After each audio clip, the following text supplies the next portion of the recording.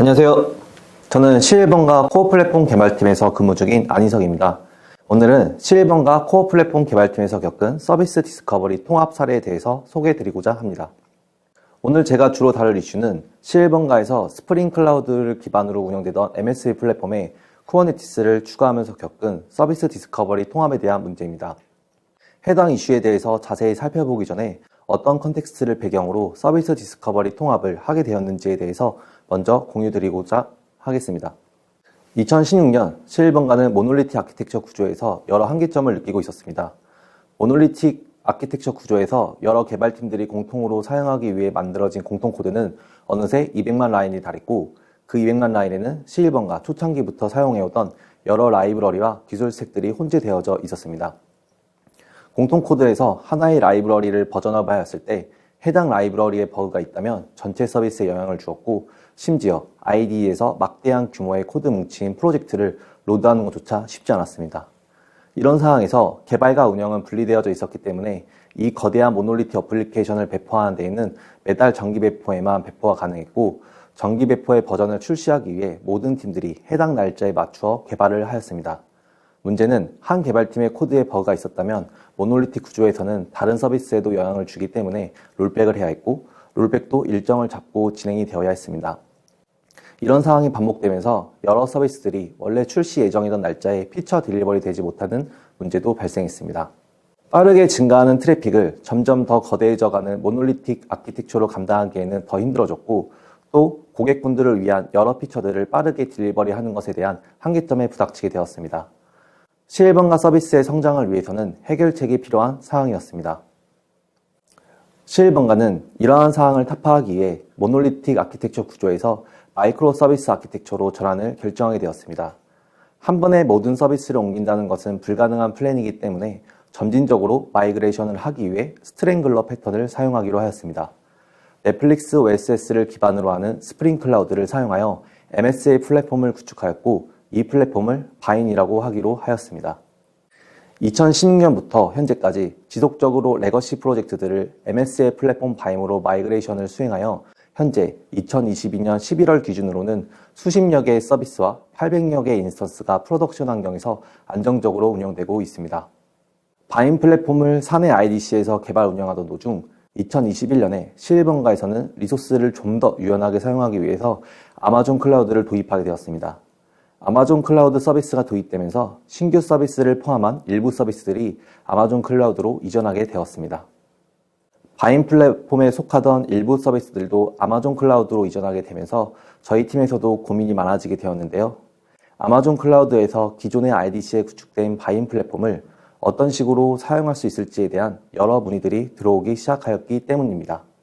이러한 니즈들을 충족시키고 클라우드 네이티브 개발 생태계를 이용할 수 있도록 코어 플랫폼 개발팀에서는 아마존 EKS를 채택하여 도입하게 되었습니다. 아마존 EKS를 도입하게 되면 기존의 IDC에서만 운영되던 바인 플랫폼을 확장하여 EKS까지 그 영역을 확장시켜야 했습니다. 바인 플랫폼이 확장되면 EKS에 배포된 API 서비스와 IDC 내에 배포된 서비스가 서로 호출이 가능하여야 했습니다. 하지만 여기서 서비스 디스커버리에 대한 문제가 발생하게 되었습니다. 마이크로 서비스 아키텍처 환경에서 서비스 인스턴스는 빈번하게 생성과 소멸을 다른 위치에서 할 수 있습니다. 그렇기 때문에 이런 환경에서는 새롭게 추가되거나 삭제되는 서비스의 위치를 동적으로 알아야 할 필요성이 생겼습니다. 서비스의 위치를 동적으로 관리해주는 메커니즘을 서비스 디스커버리라고 합니다. 서비스 디스커버리를 사용하게 되면 모든 서버는 서비스 디스커버리의 생성 시점에 자신의 위치를 서비스 디스커버리에 등록하게 되고, 주기적으로 서비스 디스커버리에 존재하는 서비스 레지스트리를 패치하여 최신화합니다. 이런 방식으로 MSA 환경에서는 동적으로 생성, 소멸되는 서비스들의 트래픽을 전달할 수 있습니다. 이런 서비스 디스커버리를 구현하는 방식은 다양하겠지만, 스프링 클라우드에서는 서비스 디스커버리 구현체로 넷플릭스 OSS인 유레카 컴포넌트를 사용합니다. 유레카를 서비스 디스커버리로 사용하여 각각의 서비스들은 서로의 위치를 알게 되고 호출할 수 있습니다. 한 예를 살펴보도록 하겠습니다. 유레카를 기반으로 리뷰 서비스와 레이팅 서비스가 IDC VM 환경에 있습니다. 이 경우 리뷰가 레이팅을 호출할 때는 다음과 같은 HTTP 클라이언트 정의로 호출을 할 수 있습니다. 유레카에 의해서 서비스 레지스트리에 등록이 되어 있기 때문에 이와 같이 페인 클라이언트를 통해서 서비스 네임으로 호출이 가능합니다. 레이팅 클라이언트에서 서비스 네임 레이팅으로 호출을 하면 유레카 서버로부터 서비스 네임을 기준으로 매칭되는 서비스 인스턴스의 엔드포인트 리스트를 받게 됩니다. 그리고 리본이나 스프링 클라우드 로드 밸런서에 의해서 클라이언트 사이드에서 로드 밸런싱되어 서비스를 호출하게 됩니다. 그런데 만약 레이팅 서비스를 쿠버네티스 플랫폼으로 이전하면 어떻게 될까요? 이제 레이팅 서비스는 유레카 서비스 디스커버리에 등록되어 있지 않으므로 서비스 네임을 통해서 호출을 할 수 없습니다. 페인에서는 이런 경우 URL을 직접 넣어서 호출할 수 있도록 지원하고 있습니다. 하지만 이 부분에서 알 수 있듯이 유레카 기반으로 운영하던 서비스 레이팅을 EKS로 이전하면서 서비스 네임으로 호출하는 것이 아닌 URL을 넣어서 호출을 하면서 코드 변화가 발생하였습니다. 만약 이 경우에 레이팅 서비스를 호출하는 서비스들이 적다면 해당 서비스들에서 HTTP 클라이언트에 코드를 변경하여 배포하면 됩니다. 그러나 만약 레이팅 서비스를 호출하는 서비스들이 많다면 모든 서비스들에서 HTTP 클라이언트 코드를 변경하여 EKS로 마이그레이션된 URL을 호출하도록 코드를 변경해야 합니다. 이 경우 모든 서비스 팀에서 적극적인 협조가 필요하며 서비스 마이그레이션 과정과 프로세스가 복잡해질 수 있습니다. 또한 기존의 레이팅 서비스를 IDC에서 쿠버네티스로 한 번에 이전하는 것은 리스크가 존재했습니다. 대부분 쿠버네티스에서 상용 서비스를 운영하는 경험이 처음이었기 때문에 빅뱅 방식처럼 한 번에 서비스를 이전하여 운영하는 것은 부담이 되는 선택이었습니다. 앞에서 살펴본 문제점들을 해결하고자 서로 다른 서비스 디스커버리를 통합하여 서비스 네임으로 호출할 수 있도록 장소 투명성을 유지한다 라는 미션을 수립하였습니다. 서비스 디스커버리가 통합된다면 서비스 네임으로 호출이 가능해지기 때문에 클라이언트 단에서 코드 변경이 없이 마이그레이션이 이루어질 수 있다는 장점이 있습니다. 이러한 장점 때문에 서로 다른 운영 환경인 IDC와 EKS에서 동시에 서비스를 운영할 수 있습니다. 서로 다른 서비스 디스커버리를 통합하기 위해서는 각각의 서비스 디스커버리가 어떤 식으로 동작해야 하는지 파악할 필요가 있었습니다. IDC에서는 넷플릭스 OSS의 유레카를 기반으로 클라이언트 사이드 서비스 디스커버리가 사용되고 있었고, 반면에 쿠버네티스의 경우에는 쿠버네티스 자체에서 제공하는 서버 사이드 서비스 디스커버리가 동작하고 있었습니다. 각각의 경우 어떻게 동작하는지 좀 더 세부적으로 살펴보도록 하겠습니다. 먼저 유레카의 서비스 디스커버리 등록 과정을 살펴보도록 하겠습니다. 유레카의 경우 유레카 클라이언트와 유레카 서버 구현체가 있습니다. 유레카 서버는 API 서버이므로 레지스터에 필요한 API를 제공하고 있습니다. 각 서버에 포함된 유레카 클라이언트는 서버 생성 시점에 이 포스트 API를 사용하여서 유레카 서버의 IP 정보를 등록합니다. 그렇다면 서비스 리스트를 가져와서 어떻게 적절한 서버로 호출을 할 수 있을까요? 각 서버군에 포함된 유레카 클라이언트를 통해서 서비스 레지스트리에 등록된 서비스 위치 정보들을 커리하고 나면 클라이언트 사이드 로드 밸런싱을 통해서 적절한 서버를 선택하게 됩니다. 그리고 HTTP 클라이언트에 의해서 해당 서버를 호출하게 됩니다. 참고로 말씀드리자면 이때 클라이언트 사이드 로드 밸런싱에 관련한 구현체는 넷플릭스의 리본이나 스프링 클라우드 로드 밸런서가 될 수 있습니다. 앞에서 유레카의 서비스 디스커버리 동작을 간단히 살펴봤습니다. 그렇다면 쿠버네티스에서는 어떻게 동작할까요? 쿠버네티스의 서비스 디스커버리 동작을 이해하기 위해서는 기본적으로 서비스라는 오브젝트를 이해해야 합니다. 쿠버네티스에서는 파드 안에 동작하는 컨테이너 어플리케이션을 노출하기 위해서 서비스라는 오브젝트를 제공합니다. 쿠버네티스의 파드는 빈번하게 생성과 소멸을 반복하면서 파드의 IP가 변경될 수 있기 때문에 트래픽을 해당 파드들에 안정적으로 전달하기 위해서는 파드들의 앞단에 로드 밸런서 역할을 해줄 오브젝트가 필요합니다. 이런 역할을 해주는 것이 서비스 오브젝트이며 서비스 오브젝트는 가상 IP와 DNS 이름을 지니고 있기 때문에 서비스 오브젝트를 호출함으로써 레이블 셀렉터에 의해 선택된 백단에 존재하는 파드들로 트래픽을 라우팅할 수 있습니다. 서비스 오브젝트를 이해하였으면 이 서비스 오브젝트가 생성되었을 때 쿠버네티스에서 어떻게 서비스 오브젝트가 등록되고 사용되는지 살펴보도록 하겠습니다. 먼저 서비스 오브젝트를 작성하여서 쿠버네티스 서버에 생성 요청을 보냅니다. 서비스 오브젝트가 생성되면 컨트롤러 매니저 내부의 엔드포인트 컨트롤러는 서비스 오브젝트에 명시되어 있는 레이블 셀렉터와 일치하는 파드의 IP를 엔드포인트 오브젝트로 생성합니다. 생성된 엔드포인트들은 서비스 오브젝트에 바인딩되어 서비스가 트래픽을 라우팅할 때 위치 정보로 활용됩니다. 이처럼 쿠버네티스에서 서비스가 등록되면 어떻게 엔드포인트 정보가 함께 바인딩 되는지 과정을 살펴보았습니다. 그렇다면 파드에서 다른 파드를 서비스 오브젝트를 통해서 호출할 때는 어떨까요? 각 파드는 큐브렛에 의해서 생성될 때 리졸브 컴프 파일이 함께 생성되어 코어 DNS를 네임 서버로 등록하게 됩니다. 파드에서 서비스 이름으로 쿼리를 할 경우 코어 DNS를 통해서 DNS 쿼리를 하게 되고 서비스 IP 정보를 얻게 됩니다. 그 후 파드는 DNS 서버로부터 받은 서비스 IP를 통해서 클라이언트 요청을 하게 됩니다. 하지만 서비스 IP는 가상 IP이므로 커널 레벨의 IP 테이블에 정의된 서비스 IP와 매치되는 실제 파드 IP로 데스티네이션 정보가 변경되게 되고, 이렇게 다른 파드를 쿠버네티스의 서비스 디스커버리를 통해서 호출에 성공하게 됩니다. 앞에서 유레카의 서비스 디스커버리와 쿠버네티스의 서비스 디스커버리를 살펴보았습니다. 저희는 이 과정을 통해서 두 가지 키워드를 발견해내게 되었습니다.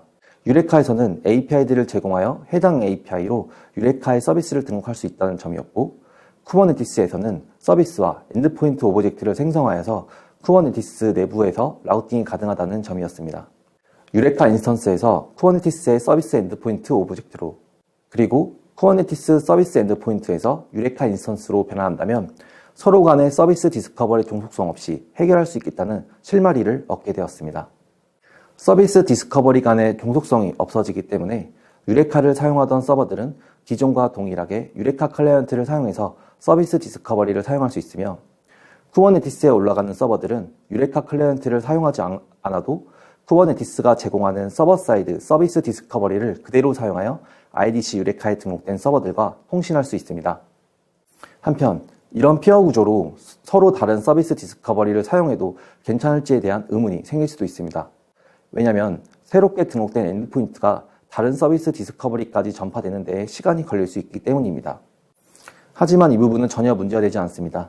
서비스 디스커버리는 일관성보다는 가용성이 중요한 시스템이기 때문에 이벤추얼리 컨시던트에 따라서 언젠가는 모든 서비스 레지스트리에 전파가 될 수 있기 때문입니다.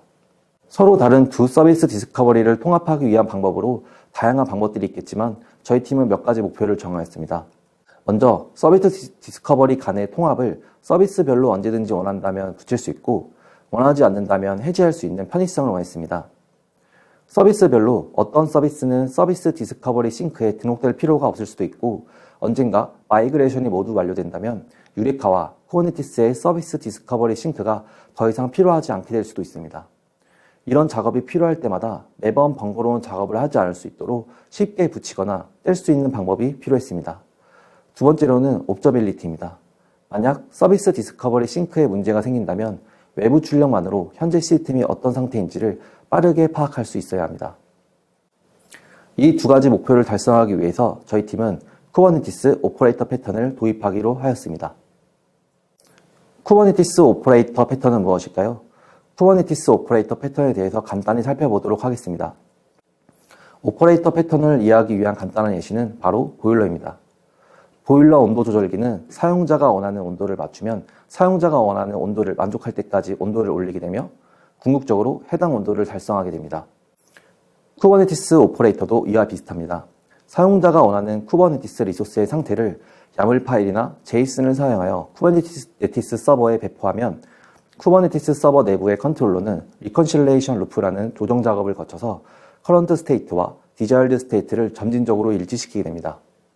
이런 오퍼레이터 패턴을 구현하기 위해서는 쿠버네티스 클라이언트 라이브러리를 직접 사용하여 구현하거나 또는 오퍼레이터 프레임워크를 사용하는 방법이 있습니다. 저희 팀은 주로 자바로 개발을 하기 때문에 자바로 오퍼레이터 구현을 할 수 없는지 찾게 되었고, 자바 오퍼레이터 SDK라는 자바로 작성 가능한 오퍼레이터 프레임워크를 찾을 수 있게 되었습니다. 저희 팀에서는 유레카 서비스 디스커버리와 쿠버네티스 서비스 디스커버리를 피어 구조로 통합해주는 유레큐브 오퍼레이터를 자바 오퍼레이터 SDK를 이용해서 개발하기로 하였습니다. 쿠버네티스에서 이러한 오퍼레이터 패턴 방식을 활용하기 위해서는 쿠버네티스의 리소스 오브젝트를 생성할 수 있어야 합니다. 쿠버네티스는 1.7 버전 이후로 이러한 커스텀 리소스 디피니션 API를 제공하고 있습니다.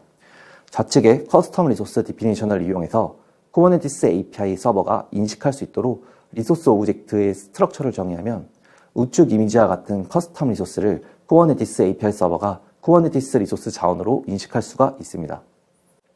좀 더 자세히 스펙 부분을 살펴보겠습니다. 셀렉터에 의해서 어떤 애플리케이션을 싱크할지 선택하고 모드는 파드로 되어 있는 것을 볼 수 있습니다. 이것이 의미하는 것은 레이팅 네임스페이스에 존재하는 레이팅 어플리케이션의 파드 IP를 유레카에 등록하겠다는 것을 의미합니다. 참고로 일반적으로 파드의 IP는 클러스터 IP로서 쿠버네티스 클러스터 내부에서만 사용 가능하지만 이 케이스의 경우 파드의 IP는 ENI IP로 사용되는 IP이기 때문에 IDC 네트워크망과 아마존의 VPC를 다이렉트 커넥트를 통해서 연결하여서 IDC에서도 접근할 수 있는 IP 대역대가 되었습니다. 앞에서 정의한 유레카 싱커 리소스를 쿠버네티스에 배포했을 때 어떤 과정으로 유레카에 등록되는지 확인해 보도록 하겠습니다. 네임스페이스 SY의 세대의 파드와 트래픽 라우팅을 위한 한 개의 서비스가 배포되어져 있는 것을 알 수 있습니다. 네임스페이스 SY에 속한 어플리케이션을 가리키는 유레카 싱커 리소스를 쿠버네티스에 배포해 보도록 하겠습니다. 유레카 싱커 리소스가 쿠버네티스에 배포되면 유레큐브 오퍼레이터는 이 이벤트를 수신하게 됩니다. 그리고 수신한 유레카 싱커 리소스 정보를 참고하여 SY 엔드포인트 정보들을 큐브 API 서버에 커리하게 됩니다. 그러면 유레큐브 오퍼레이터는 이 시점에 네임스페이스 SY에 속한 SY 어플리케이션들의 파드 IP 정보를 알게 됩니다. 유레큐브 오퍼레이터는 이렇게 알게 된 IP 정보를 유레카 서버의 레지스터 API를 통해서 등록하게 됩니다. 실제로 유레카 대시보드를 통해서 확인해 봤더니 쿠버네티스에 배포된 SY 애플리케이션 세대 파드가 모두 등록된 것을 확인할 수 있었습니다. 쿠버네티스에서도 유레카 싱커에 대한 리소스 쿼리를 해보면 세대의 파드가 정상적으로 싱크되었다는 스테이터스를 직접적으로 확인할 수 있습니다. 참고로 이처럼 쿠버네티스 커스텀 리소스를 사용하면 쿠버네티스 커맨드 라인 툴로도 쉽게 가시성을 확인할 수 있다는 장점이 있습니다. 이제 유레카의 쿠버네티스에 배포된 SY 애플리케이션 정보가 등록되었으므로 유레카를 기반으로 하는 애플리케이션들은 서비스 네임만으로도 쿠버네티스 내에 배포된 애플리케이션을 호출할 수 있게 되었습니다. 그렇다면 그 반대로 쿠버네티스에서는 어떨까요? 쿠버네티스에서는 유레카를 기반으로 등록된 SY 어플리케이션을 어떻게 쿠버네티스 서비스 오브젝트로 등록할 수 있을까요? 유레큐브 오퍼레이터에는 스케줄러가 함께 등록되어져 있습니다.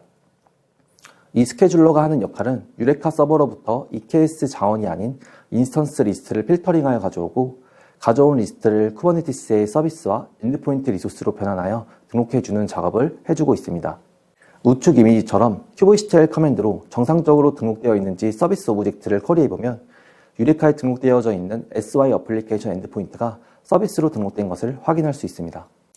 이제 쿠버네티스에 배포되어져 있는 어플리케이션들은 SY 서비스 이름으로 호출하면 쿠버네티스에 존재하는 SY로 호출할 수도 있고 또는 IDC에 존재하는 SY 어플리케이션을 호출할 수도 있게 되었습니다. 앞에서 살펴본 것처럼 유레카와 쿠버네티스의 서비스 디스커버리가 통합되었으므로 장소 투명성이 이제 확보되었기 때문에 HTTP 클라이언트 스펙의 변화 없이 기존처럼 서비스 네임으로 호출할 수 있게 되었습니다. 이처럼 유레큐브 오퍼레이터를 통해서 서로 다른 두 디스커버리를 통합하여 서비스 네임으로 호출할 수 있도록 장소 투명성을 유지한다는 미션을 달성할 수 있었습니다. 그렇다면 만약 두 디스커버리의 연결을 끊을 때는 어떻게 해야 할까요? 끊는 방법은 간단합니다. 기존에 생성했던 유레카 싱커 리소스를 삭제하면 됩니다. 삭제 요청을 하게 되면 유레큐브 오퍼레이터는 딜리트 이벤트를 받아서 클린업 작업을 수행하게 됩니다. 이처럼 쿠버네티스의 오퍼레이터 패턴을 활용하여서 서로 다른 두 디스커버리를 원할 때는 통합하고 제거하고 싶을 때는 리소스를 제거하여 쉽게 싱크를 끊을 수 있었습니다. 쿠버네티스 오퍼레이터 패턴에는 다양한 활용법이 있는데요. 저희 팀에서 겪은 사례가 비슷한 문제를 겪는 다른 분들에게도 작은 도움이 되었으면 합니다. 이상 발표 마치도록 하겠습니다. 감사합니다.